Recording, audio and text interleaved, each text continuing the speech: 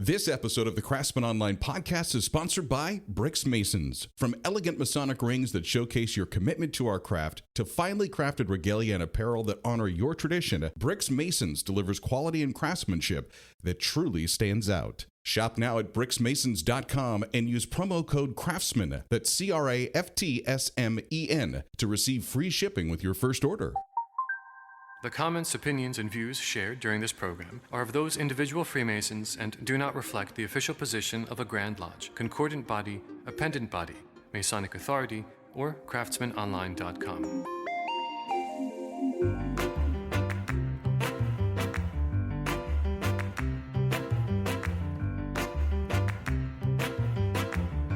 Welcome to the Craftsman Online podcast, the only 5-star rated Masonic podcast endorsed by the Grand Lodge of New York.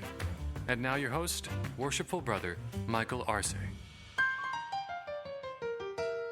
Hey, welcome back. You've joined us for an episode on the path forward, empowering the future of Freemasonry. Not only the fancy title for this episode, but also the title of a book written by Patch and Leonard Cercone, as they'll be talking about their research into what men are seeking in life and what motivates them to seek to join a Masonic lodge. In this episode, we're going to be sharing some of their evidence-based marketing ideas on how you can help your lodge connect with men in your community that have a sincere interest in Freemasonry. So join me in welcoming Miss Linda Patch and Brother Len Cercone. Welcome to the Craftsman Online podcast. Hey, Michael, thanks for having us. So let's jump into this. The path forward is kind of the byproduct of a couple studies that you've done over almost the span of 10 years. And what you've got as far as insights are just fascinating actions into what is basically compelling men today when it comes to their search for social organizations, the struggles that they face in everyday life,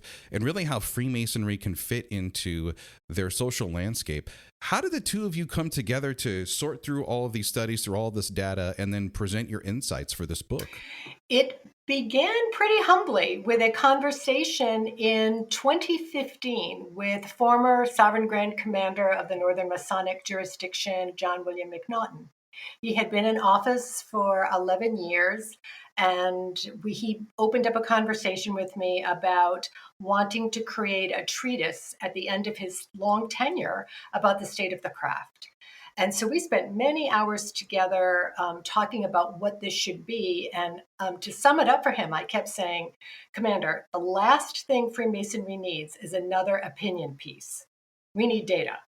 You know, I think something had come out of Chicago like 20 years earlier, and he bought into that. And he allowed us to take the bold step of, commissioning an analysis of the state of the craft.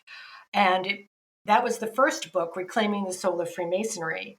And then if you fast forward 8 years, it's been, as you said, nearly a decade since that book was published and those findings. And it was time to assess, did the path forward, did the findings hold true? Is the path forward still viable? So the results are crystal clear, and we'll get into that. And to do this study, though, I needed a partner. I needed someone who knew about data and how to do this and how to pull it together. So I actually called a good friend of mine. His name is David Meerman Scott. He is a New York Times best-selling author on marketing, and he lectures all over the world. And he had talked about this firm he had worked with. He had always talked very highly of them. They know about data, really relied on them, great things to say. So I called him up and I said, who is, I need something like this. Who is it? And it was Cercone Brown Company. And that's how Len and I came together. First of all, I hit it off with Linda right away. We were like birds of a feather. We really, and she has a long and very storied background in marketing as well. So, we could speak the same language. But what really got me is the Masonic thing, because unbeknownst to anybody, I was always interested in Masonry. I was always like inquisitive. Erica Brown, who's the Cercone Brown, her husband is a worshipful master of a lodge. They're like an hour away. And Russ is always telling me stories about the stuff they did. And I was always fascinated with the things they did in their community. And oftentimes it was anonymous. And I just thought it was just sounded so interesting and cool. And I loved what I knew about it, but I didn't really know much really, except that our founding fathers were Masons, and it was a long fraternity, and that Russ was in on it, and it was secret.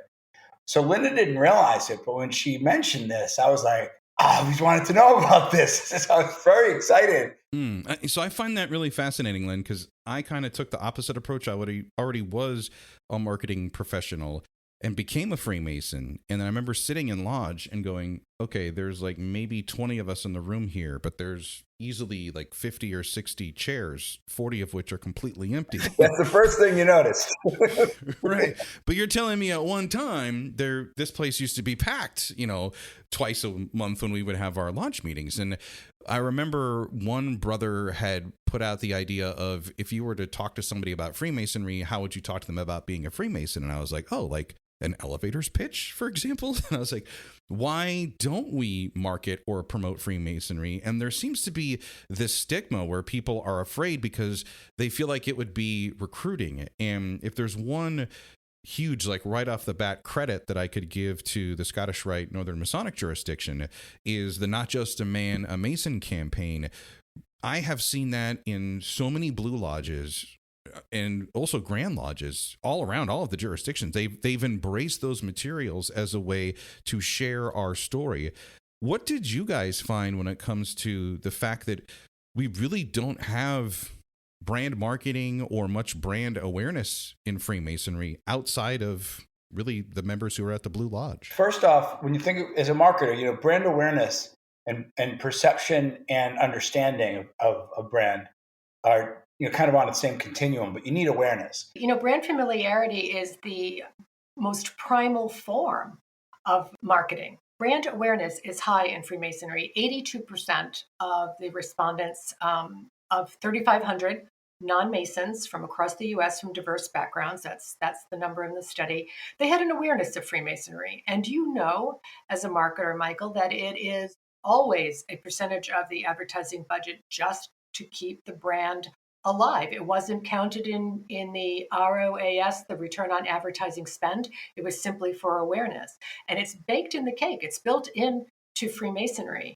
What other companies in the US have that level of brand awareness? You're looking at Hyatt, Uggs, Johnny Walker, and the one that I have to throw in, just to keep us all humble, Metamucil.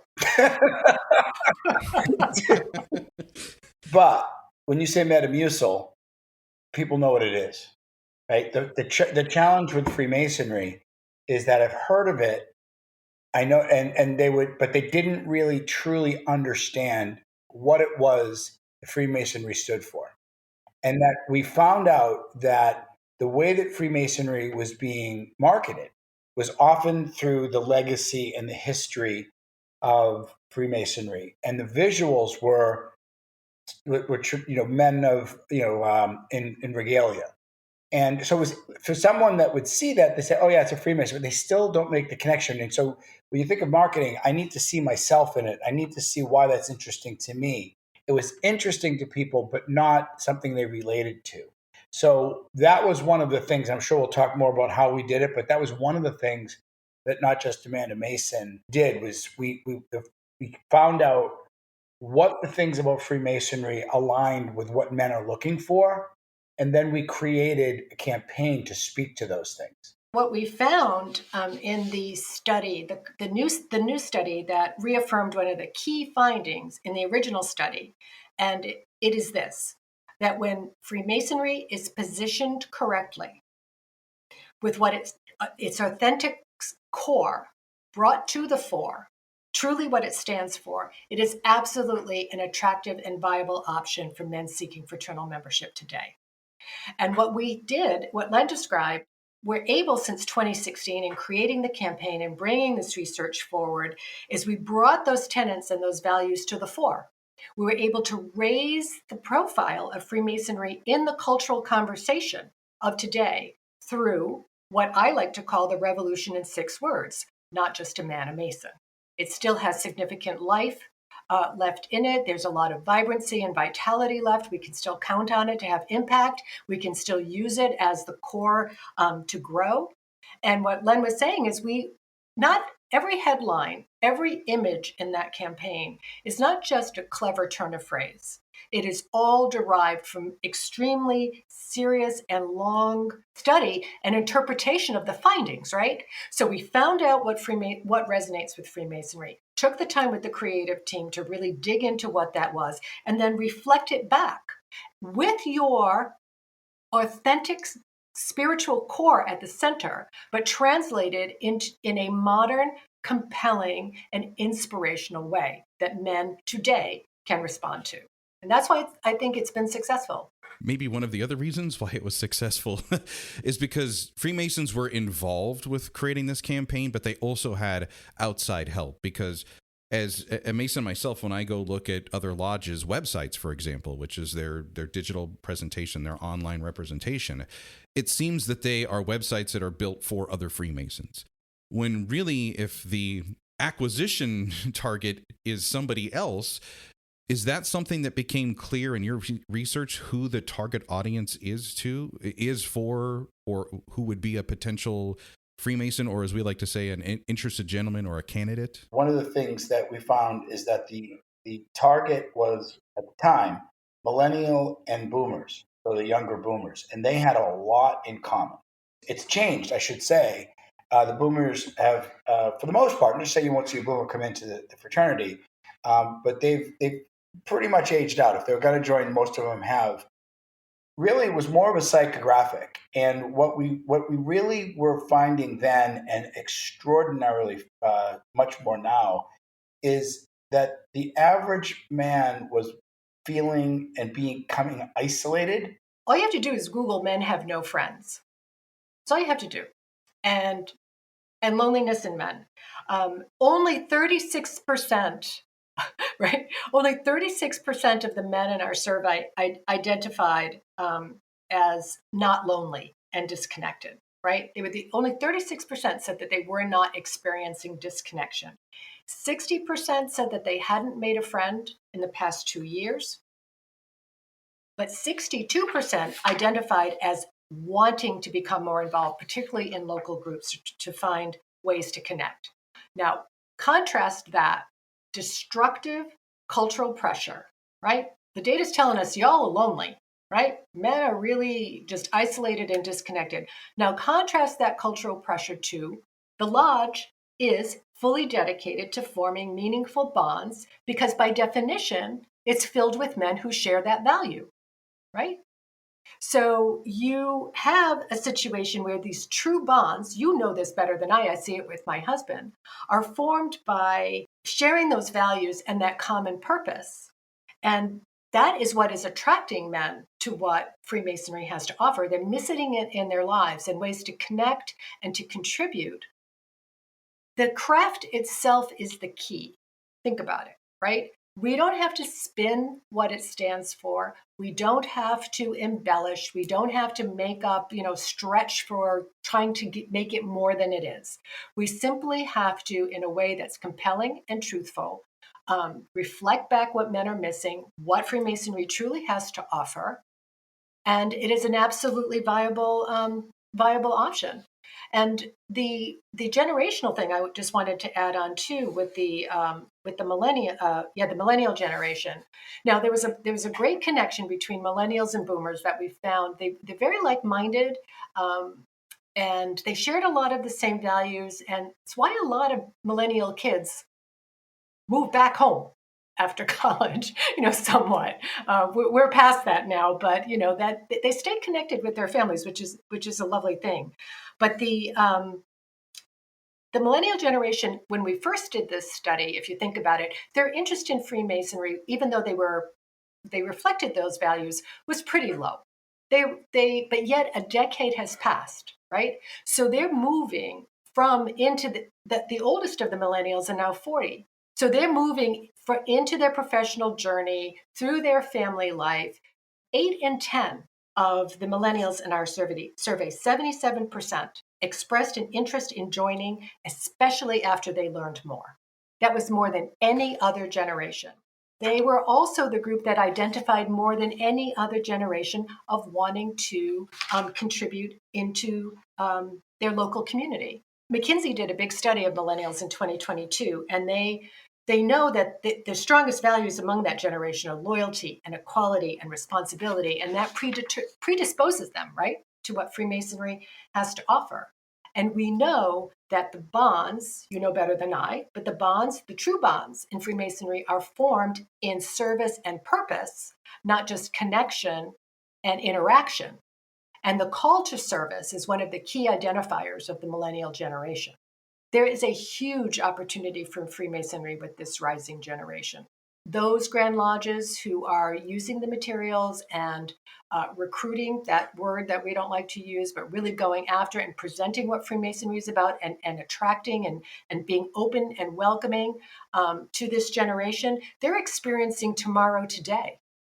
I mean, a perfect example is the unbelievable success they're having in Connecticut.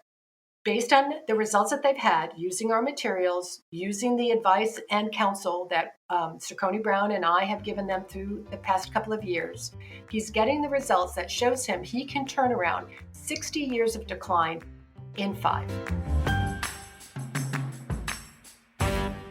The Craftsman Online podcast is now sponsored by BricksMasons.com, our favorite destination for all of our Masonic shopping needs. Whether it's apparel for yourself or a cool gift idea for another brother, make BricksMasons.com your online marketplace where tradition meets innovation. Hey, take a look at Bricks Mason's new collection of Masonic necklaces, and that's at BricksMasons.com. These new designs are crafted from premium materials like titanium and stainless steel, and with each necklace, you'll see they're proudly showcasing the iconic Master Mason symbol, which exudes elegance and resilience. Pick out your favorite design and color finish to embrace your Masonic heritage, or just bring some style to your symbolism at BricksMasons.com. Visit BricksMasons.com and explore their extensive catalog. Elevate your Masonic experience with style and substance. Plus, Craftsman Online podcast listeners use promo code CRAFTSMAN, that's CRAFTSMEN, at checkout to enjoy free shipping with your first order. Brothers, do you remember how you felt when you were first called to Freemasonry? The excitement of each degree? If you can still feel that call of the East, you're encouraged to apply to join the Scottish Rite Northern Masonic jurisdiction. The Scottish Rite offers Master Masons like you an opportunity to continue your Masonic journey and delve deeper into our craft through their 29 degrees. And there's an easy way to join the Scottish Rite. It's called Join the Rite Night, a virtual initiation where you can witness the requisite 4th degree and officially become a Scottish Rite Mason. There's 7 opportunities to join online from February 1st to April 25th. Here's what you do. Visit the Scottish Rite online at srnmj.us and click on the Join button. You can also join in person at a Scottish Rite reunion near you. Your journey to the 32nd degree in Freemasonry awaits. Take the first step at srnmj.us and click on the Join button today. We're talking with Linda Patch and Brother Len Cercone. They're the authors of The Path Forward, Empowering the Future of Freemasonry, both joining us on behalf of the Scottish Rite Northern Masonic jurisdiction. You touched on a couple things, and I couldn't agree with you more in your findings. Not that I've seen the insight. You were kind enough to share some of the excerpts of your book, which I enjoyed reading, but just in the firsthand interactions that I've had, in New York State, we have the North Star program, which is kind of our onboarding process to help those with an interest in Freemasonry find a lodge. And it was always interesting when I talked with men that, typically were millennials, either at the newer part of the scale or a little bit more of a veteran millennial, so to speak. The values that they spoke of, the things that they were looking for, would be things like wanting to have a higher purpose in life, a feeling of belonging. One of them actually said something that has stuck with me over the years, which is a better class of friends. I thought that was interesting. People that he could depend on. With all of this information that you've had, you've mentioned that you've provided it to Grand Lodges and other lodges.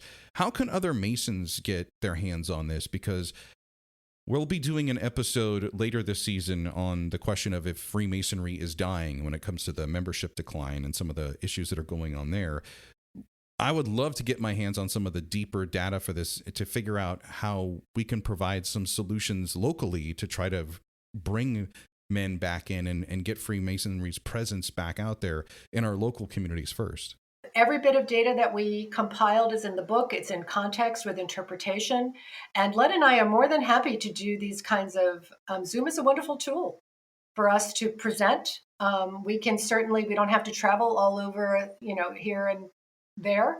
We are more than open to presenting at communications or meetings or whatever it happens to be. There's also a bit of, let me just circle back to getting the materials.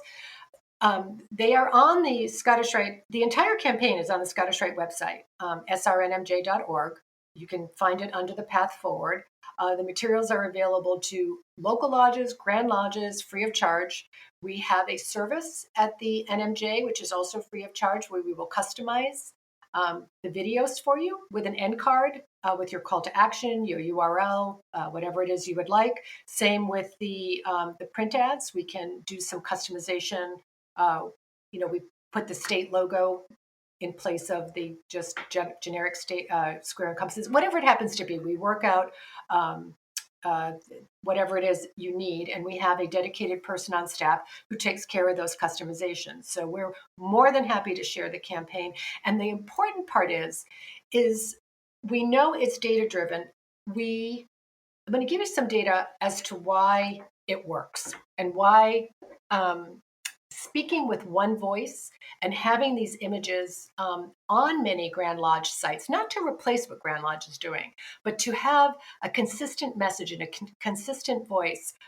The tagline of "Be a Freemason" being, visible and common and familiar, just creates that sense of trust.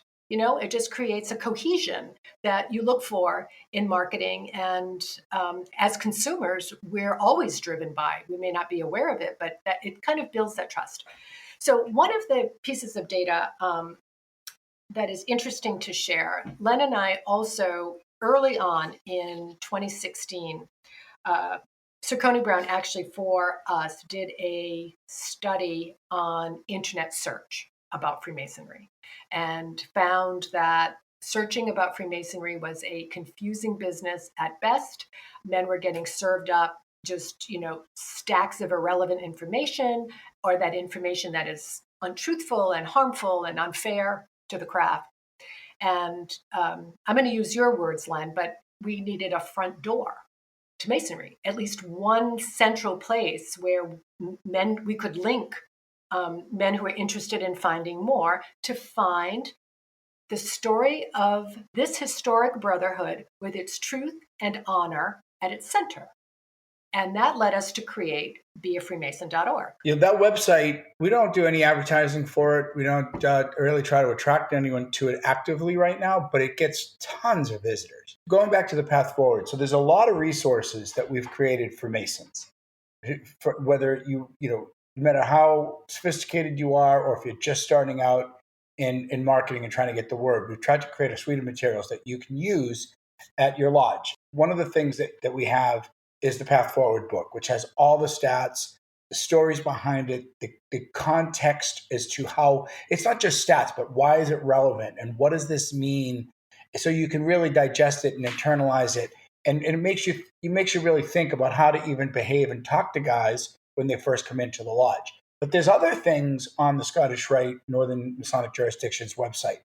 We created a series called the Masonic Marketing Series, where it's a marketing 101 and maybe even more deeper than 101 on things, how to use Facebook, how to do Facebook advertising, social ads.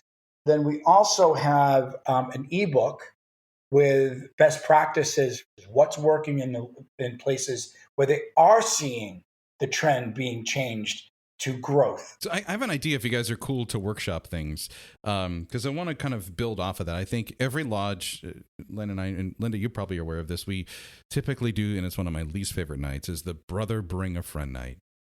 I hate that night. It's always depressing. A lot of lodges look at that as like, hey, this is going to be our way to bring all these interested guys. Well, we better get both doors of the lodge open tonight because we're just going to get overrun with all. And that's never the case.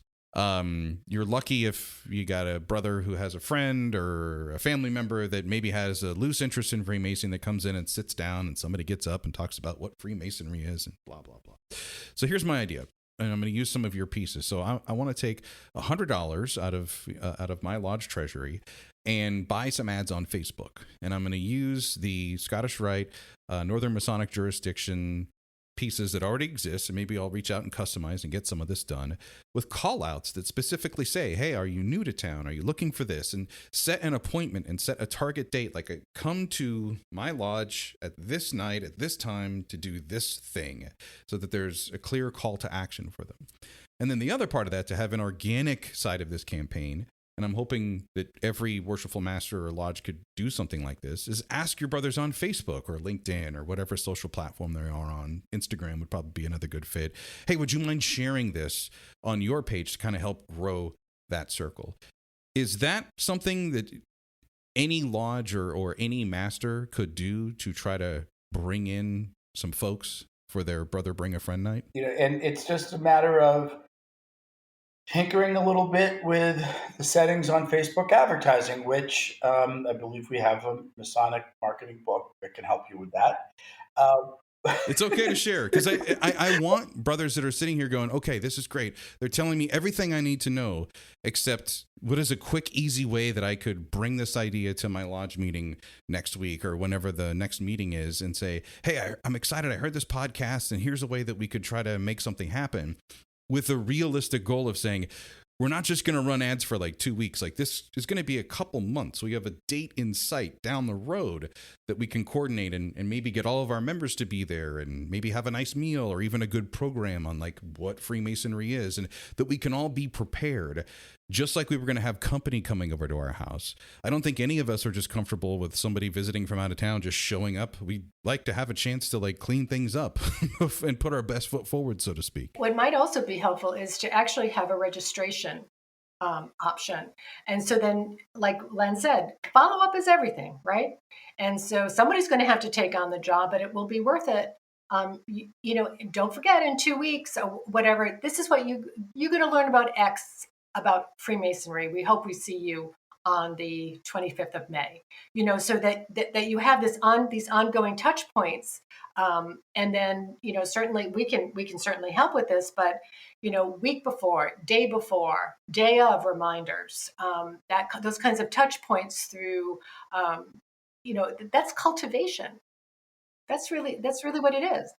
I think it's great because it's also, you have more of a chance of it being kind of a happening.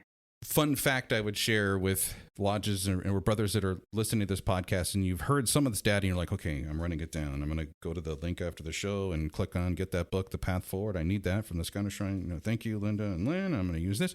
One other little thing I can tell you is I noticed this in New York State is we go dark during the summertime. And wouldn't you know it, what tends to happen in September is we have this spike in interest of men all of a sudden over the summer. I don't know what happens. Maybe they spend too much time with their families.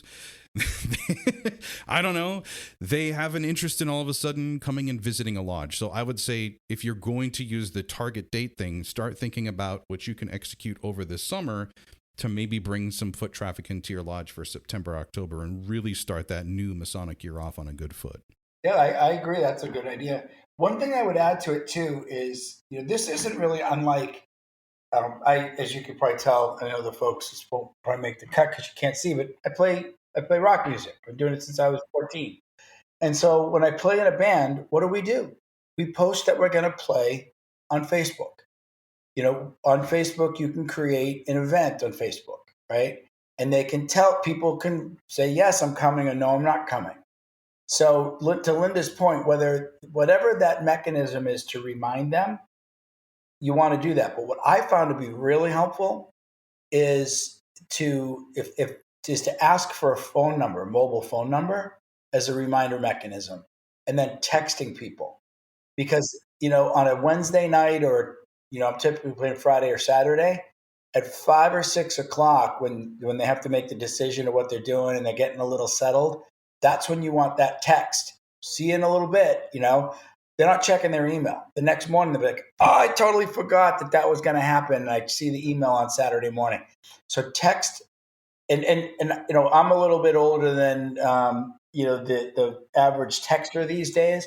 I always thought it was a little weird to text someone you don't know, right? But that's not how it is anymore. People, They're okay getting a text. That circles back to the data too, Len. Think about, where are we headed? What did we talk about? The rising generation that we're talking to are millennials. Now, I don't like to say this about myself and my husband, but we're here in the present. We're helping to plan the future. We're trying to look ahead, but we're not the future. We're looking to the rising generations. And who are they? They're the digital natives, right? They're the first generation that grew up just with screens as their constant companions. And you have to meet people where they are. And that's the difference in 2024 between recruiting, I'm using air quotes here, and just bringing awareness to Freemasonry in a way that meets people where they are. Back in the day, it was in the town square, in the pub, whatever, what other mechanisms and all that, how that has changed over time. But the presence online isn't merely a choice anymore. And it's not going to change. The millennial generations and those behind them, it's going to remain the same. And this is the thing that Freemasonry needs to embrace. You have to be there to not only be relevant, but in the generations that are coming up, this is also how you become credible. You have to have visibility. They have to see you. You have to be accessible. They have to be able to find you. They have to, you have to communicate with them in ways that, like Len just outlined, that is the future. That is without debate. And realize that it's not about us, meaning the existing members, right? It's about the newer generation, the younger people. And younger, is really a funny thing because we're not talking about kids. When we think about where people are, they are online, okay? But yet somebody told me a story about online leads. And this was in a lodge, Grand Lodge, and they said, well, part of the reason they don't follow up is they don't believe that they're quality leads. And I said, why? Because they came through the internet. That person in that lodge is like, who is this person? I don't know them. How come I don't know them? Where'd they come from? Where are they? They think it's something like that just isn't real, or that it's a strange person or something. The fact that they're looking at the internet as a newfangled thing, it's just crazy to me. It's the ally. It's the ally for spreading the message of the craft and who you are. The book is called The Path Forward, Empowering the Future of Freemasonry. You will find the link to get that in the notes for this episode. Big thanks to my guests, and seriously, thank you so much for coming on and sharing your insight. Linda Patch and Brother Len Cercone, thank you so much. Now I want to do another one on follow-up.